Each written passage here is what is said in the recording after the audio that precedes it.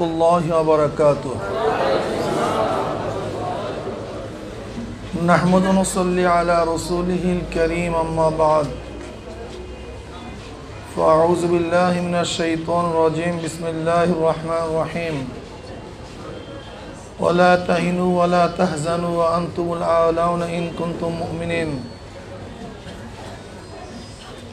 وقال رسول الله صلى الله عليه وسلم من رأى منكم منكرا فليغير بيده فإن لم يستطع بلسانه فإن لم يستطع بقلبه وذلك أضعف الإيمان رواه المسلم شهد الشكر اللهم صل على سيدنا ونبينا وشفيعنا وحبيبنا مولانا محمد صلى الله عليه وعلى آله وأصحابه وبارك وسلم ঈশা ছাত্র আন্দোলন ঢাকা জেলা দক্ষিণ কর্তৃক আয়োজিত আজকে সম্মেলনের সম্মানিত সভাপতি, কেন্দ্রীয় নেতৃবৃন্দ, সকল স্তরের ছাত্র ভাইয়েরা আমার, ঈশা ছাত্র আন্দোলন সাহাবাদের অনুসরণ। ঈশা ছাত্র আন্দোলনের ভিত্তি হলো সাহাবাদের আদর্শ নিয়ে তারা কাজ করবে, তাদের আকীদা ও বিশ্বাস সাহাবাদের অনুযায়ী হবে। সাহাবায়ে কেরাম রিদওয়ানুল্লাহি তাআলা আলাইহিম আজমাইন যেই পথ যেই মত অনুসরণ করেছেন, হাদিসের যেই ব্যাখ্যা করেছেন, আমাদেরকে ওই ব্যাখ্যাই গ্রহণ করতে হবে। হক এবং বাতিলের মিয়ার হলো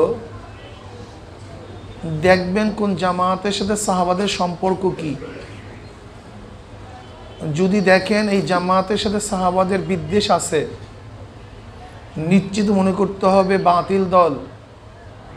আর যাদের সাথে সাহাবায়ে কেরাম রিদওয়ানুল্লাহি তাআলা আজমাইনদের মহব্বত আছে, নিঃসন্দেহে তারা হক দল।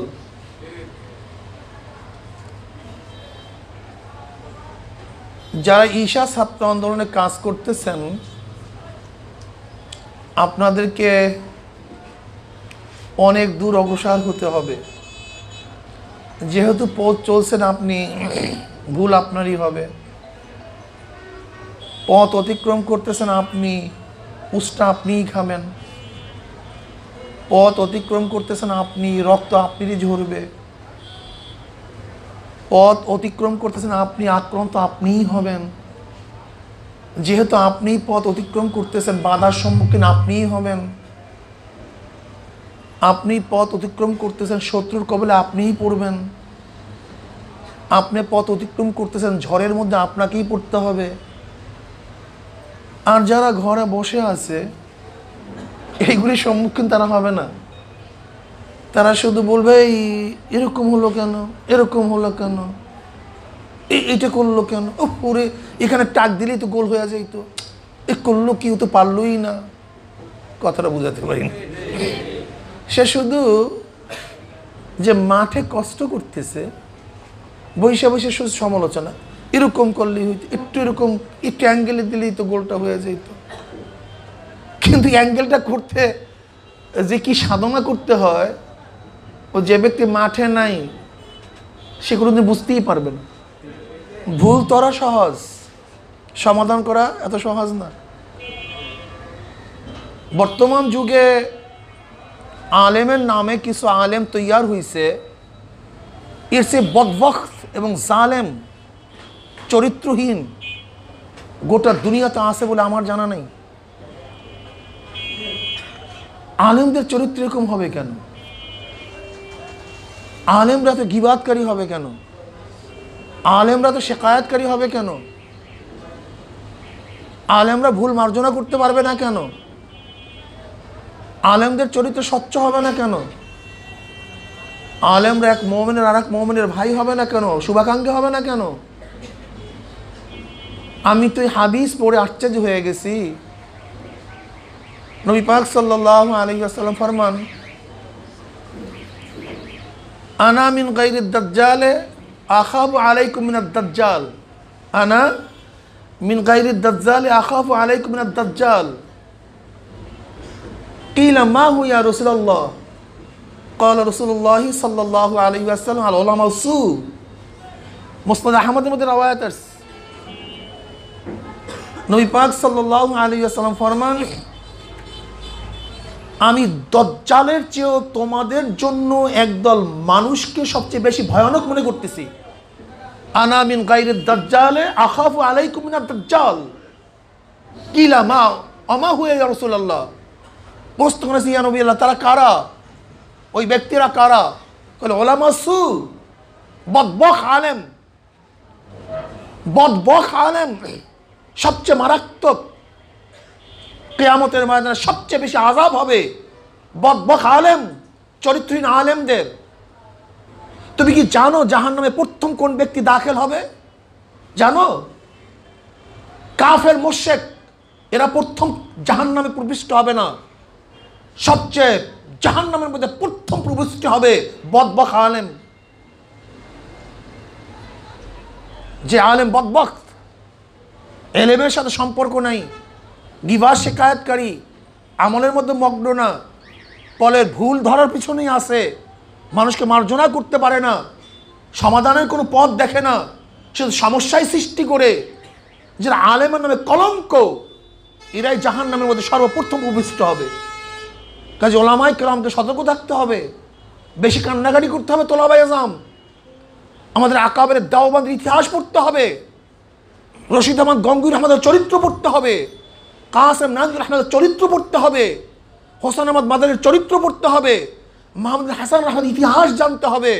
ওলামায়ে কেরামের কি তাকওয়া ছিল সেটা আমাদের উপলব্ধি করতে হবে, জানতে হবে, মানতে হবে। আজকে সেই তাকওয়া নেই, আসে শুধু পৃষ্ঠার পর পৃষ্ঠা এলেন। আমরা জানাটাকেই বড় মনে করি, কিন্তু মানাটাকে কিছুই মনে করি না।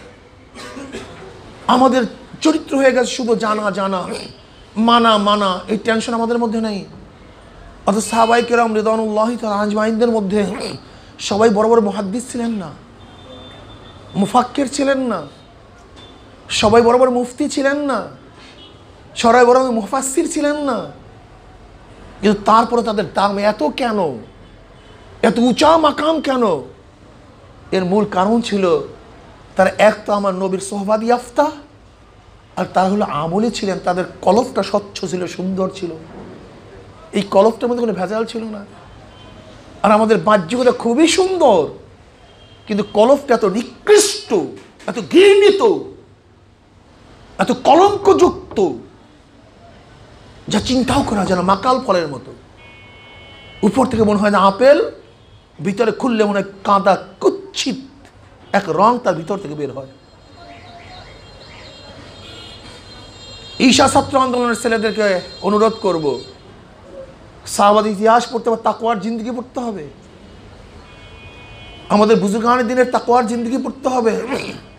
বলো তো, মুসা আলাইহিস সালাতু ওয়াস সালাম খিজির আলাইহিস সালাতু ওয়াস সালামের সাথে কয়বার ভুল করছিলেন? 3 বার। বারবার ওয়াদা করছেন এরপর হবে না, আবারও, এরপর হবে না, আবারও, এরপরে হবে না, আবারও। কেন? নবী পাক সাল্লাল্লাহু আলাইহি ওয়াসাল্লাম আগেকার নবীদের, আগেকার উম্মতদের বহুত ঘটনা বয়ান করছেন। আল্লাহ পাক কোরআনের মধ্যে আগেকার জমানার ওলিদের এবং নবীদের বহুত ঘটনা বয়ান করছেন। এর কারণটা কি? এর কারণটা হলো আমাদের শিক্ষা, আমাদের দর্শন, যে মানব তো বারবার ভুল করবে, ভুল করতেই পারে, হওয়াটাই স্বাভাবিক। কিন্তু আমার মাওলা পাক রব্বুল আলামিন এর জন্য নবীদের থেকে এই ঘটনাগুলি দেখাইয়া উম্মতদের জন্য শিক্ষা ব্যবস্থা করছেন। মুসা আলাইহিস সালাতু ওয়াস সালাম এক কিফতিকে থাপ্পড় দিচ্ছেন, আল্লাহ জানেন কোন জায়গায় লাগছে, বেচারায় পানি চাওয়ার সুযোগ পায় নাই, একটু পানি পান করবে চাওয়ার সুযোগ পায় নাই। তিনি কি বললেন? হাযা মিন আমালিশ শায়তান, এটা শয়তানের কাজ, আমার কাজ না। রব্বানা যালামনা, ভুল করছি, আল্লাহ মাফ করে দাও। ফাগাফার আল্লাহ, আল্লাহ থেকে মাফ করে দিস। এর জন্য তোলাবায়ে ইলজামদেরকে বলবো, ঈশা ছাত্র ছেলেরা নিজেকে নিয়ে বেশি ব্যস্ত থাকবে, নিজেকে নিয়ে। নিজের সংগঠন নিয়া, নিজের আমল নিয়া, নিজের চরিত্র নিয়া, নিজের কাজ নিয়া, নিজের কর্মসূচি নিয়ে তারা চিন্তা করবে। পরে কি করলো না করলো, অমুক ছাত্র সংগঠন কি করছে, তাদের প্রস্রাবের রং কি, পায়খানার রং কি, তাদের কথার ডিজাইন কি। তুমি কি ল্যাবরেটরি নিয়ে বসছো নাকি এখানে? তুমি ল্যাবরেটরি নিয়ে বসছো এখানে? ওইটা পরীক্ষা করা তোমার দায়িত্ব। তুমি তোমার নিজের চেক করো, নিজের কথার চেক করো, নিজের কানের চেক করো, নিজের হাতের চেক করো, নিজের চোখের চেক করো, নিজের জবানের চেক করো, নিজের পায়ের চেক করো, যে আমার জবান কোন দিকে ছুটছে, আমার কান কোন দিকে শুনছে, আমার জবান কি বলছে, আমার চক্ষু কোন দৃষ্টি দিচ্ছে, আমার হাত কি কাজ করতেছে। তুমি তোমার নিজের অঙ্গ প্রত্যঙ্গ চেক করো। অন্যের অঙ্গ প্রত্যঙ্গ চেক করা ল্যাবরেটরি দিয়ে তুমি বসছো? এটা তোমার দায়িত্ব, এটা তোমার কাজ। কিছু কিছু সংগঠন আছে নিজেদের কোনো কাজকর্ম নাই, শুধু চরমনাই নিয়ে ব্যস্ত হয়ে গেছে। বেচারার উপরে আমার মায়া লাগে। এই বেচারা নিজের কোনো কাজ নাই, নিজের কোনো টেনশন নেই, আমাদেরকে নিয়ে ব্যস্ত হয়ে আছে। আচ্ছা বলো তো, তুমি যদি অন্যকে নিয়ে গবেষণা করো, তাহলে তুমি কি অগ্রসর হতে পারবা? আমাকে বলো তুমি, না লজিকটা কি? তুমি যদি অন্যের হাঁটা নিয়ে তুমি ব্যস্ত থাকো, নিজেকে অগ্রসর হতে পারবা? লজিকটা কি বলো তো? এই লজিক হলো তুমি অন্যকে নিয়ে যত টেনশন করবা তুমি তত পিছনে চলে আসবা, আর যখন তুমি নিজেকে নিয়ে টেনশন করবা তখন তুমি সামনে অগ্রসর হবো। এইটাই তো লজিক, এইটাই তো থিম থিওরি। অন্যের অগ্রসর হতে পারছে না কেন? এখানে তাদের মূল ভুল এখানে। চরমনিওয়ালাকে নিজেকে নিয়ে ব্যস্ত থাকে আর ওরা আমাদেরকে নিয়ে ব্যস্ত থাকে। এই ফাঁকে আমরা গোল দিয়ে চলে যাই। আলহামদুলিল্লাহ, আমি কথাটা বুঝাতে পারছি? ঈশা ছাত্র প্রত্যেকটা ছেলে নিজের খেয়াল করবে,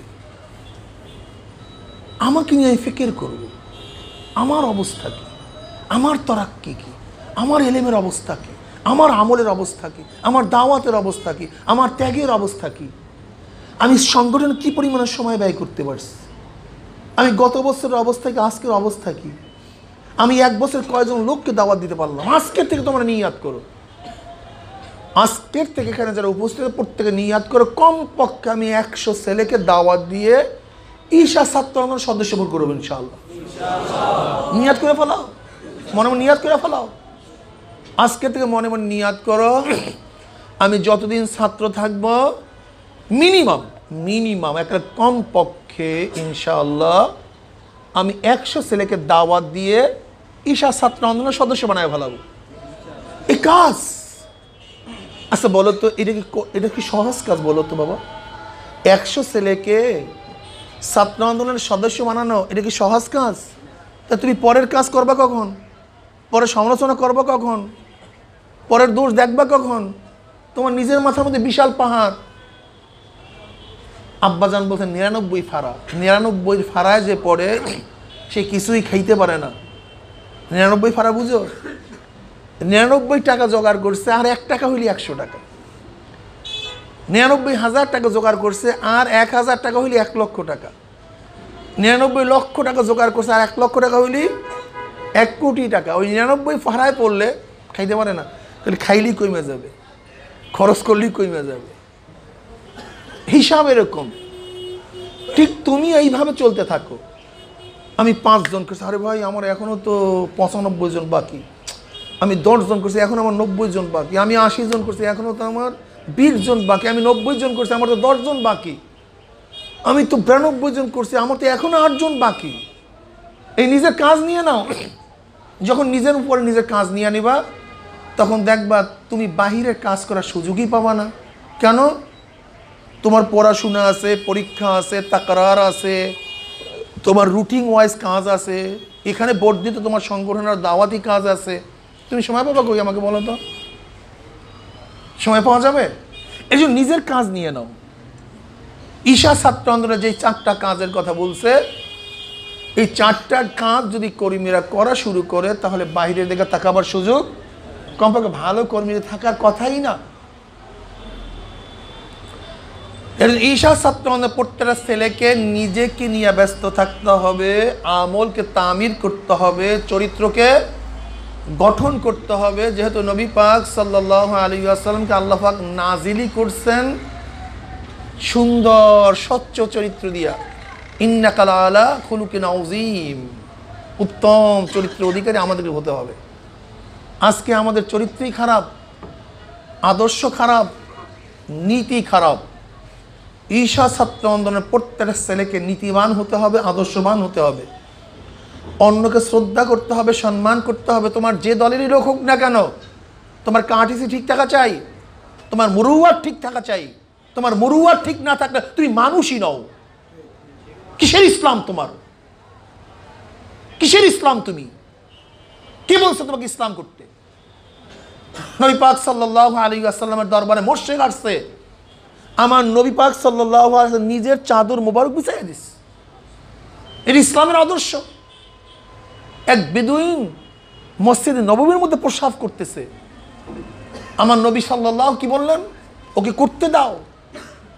হিন্দু, খ্রিস্টান, নাস্তিক, বিজ্ঞানীরা এর উপরে এত দর্শন বের করছে যে নবীর এই কাজটা যদি চিন্তা করি তো কত বড় উত্তম কাজ। বিজ্ঞানীর দিকে কাজ কি? যদি নবীর এই কাজটাকে বিজ্ঞানীর দৃষ্টিতে দেখি তাহলে কি হইল? কত বড় বৈজ্ঞানিক নবী যে ওই ব্যক্তিকে প্রসাব করা মুহূর্তে যদি বাধা দেয় তাহলে তার শারীরিক ভীষণ ক্ষতি হবে। প্রসাব করার মুহূর্তে মাঝখানে বন্ধ করা এটা শরীরের ক্ষতির কারণ। নবী পাক সাল্লাল্লাহু খেয়াল করছে তার জন্য শরীরের ক্ষতি না হয়। নাম্বার 2, ওই ব্যক্তিকে যদি উঠায় দেওয়া হয়, তাড়ানো হয়, তাহলে ব্যক্তি হাঁটতে থাকবে, সমস্ত জায়গায় প্রসাব ছড়িয়ে পড়বে। তাই নবীর দর্শনের কারণে বিভিন্ন জায়গায় নাপাক না লেগে এক জায়গায় নাপাক পড়ছে। নবী পাক সাল্লাল্লাহু আলাইহি শিক্ষা কি? একজন ব্যক্তিকে শিক্ষা দেওয়ার পদ্ধতি কি? যদি কোনো ব্যক্তি খারাপ করেই ফেলে পরবর্তী থেকে বুঝাইয়া দাও এই কাজটা এখানে করা ঠিক না, যেটা নবী করছেন। বেদুইনকে ডাকিয়া বলছেন, ভাই এটা মসজিদ, এটা প্রসাবের জায়গা নয়, এটা পবিত্র জায়গা। ওই ব্যক্তির হৃদয়ের মধ্যে এই নসিহত যেইভাবে গাচ্ছে আর কোনোদিন এই নসিহত উঠবে না। এটা হলো পাশ্চাত্য দার্শনিকরা আমার নবীর এই কাজের থেকে এতগুলি দর্শন বের করছে, অথচ সেই নবীর উম্মত দাবি করি, অথচ আমাদের আখলাক চরিত্র দেখলে শয়তান পর্যন্ত লজ্জা পায় যে আলহামদুলিল্লাহ আমার দরকার কি ছিল, ভালো মৌলবী তো পাওয়া গেছে এখানে। হ্যাঁ, এ কোন চরিত্রের আমরা? এ কোন আখলাকের আমরা? তোলাবাদের আখলাক থেকে ফেরেশতা তুললো, তোলাবাদের আখলাক থেকে ফেরেশতা তুল তার চেয়েও বেশি, কারণ ফেরেশতারা তোলাবাদের পায়ের নিচে পাকটা মিশাইয়া দেয়, এরা এত দামি।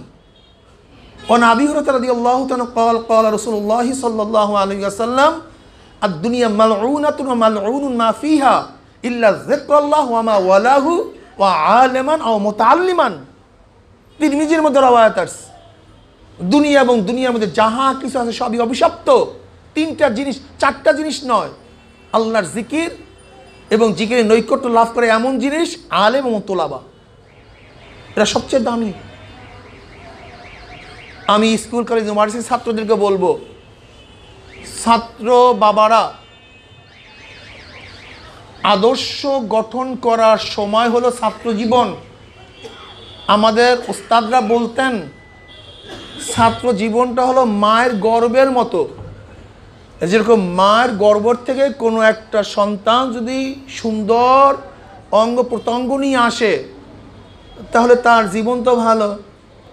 আর আল্লাহ না করুক মায়ের গর্ভে যদি কোনো সন্তানের অঙ্গহানি হয়, বিকলাঙ্গ হয়, অন্ধ হয়, বোবা হয়, আর কোনোদিন সারে না, ও জীবনভর এই অবস্থায় থাকে। তাই ছাত্র জীবনের চরিত্র গঠন করার সময় মায়ের গর্ভের মতো, এখানে যদি ছাত্ররা ঠিকমতো গঠন হয় ভবিষ্যতেও তারা ভালো হয়। আর এখানে যদি আখলাকের মধ্যে কোনো ত্রুটি হয় তাহলে ভবিষ্যৎ জীবনও খারাপ হয়।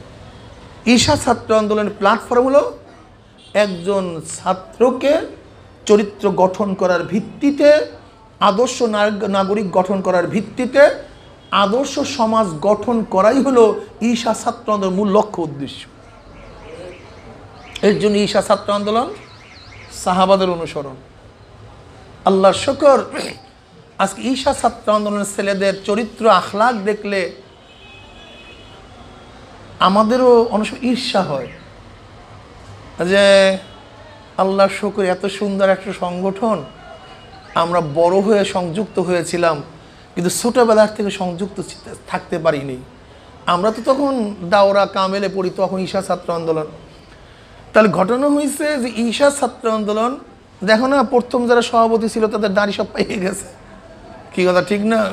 91তে গঠন হয়েছে, আজকে ঈশা ছাত্র বয়স তো অনেক, 28 বছর।